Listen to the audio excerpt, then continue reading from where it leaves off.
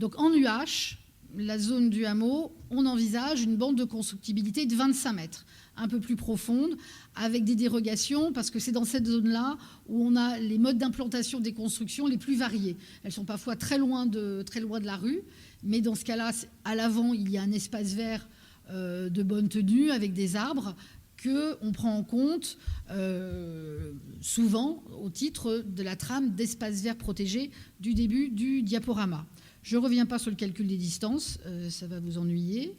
Et puis c'est à peu près la même logique, donc il y a peut-être plus de distance, mais non, c'est à peu près les mêmes règles pour les hauteurs.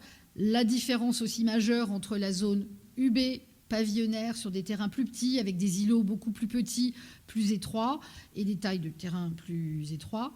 Ici, on est dans des registres beaucoup plus vastes pour la plupart.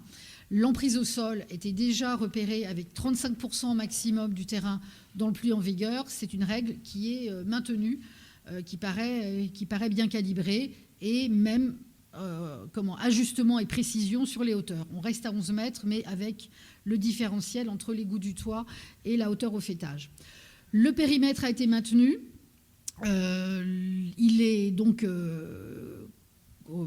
il y a des extraits, des extractions pour une partie de l'îlot central du rond-point de la Chasse, qui passe en zone N, avec un objectif municipal d'en faire un parc ouvert au public, et l'équipement public d'école, l'école Anatole France, c'est ça ?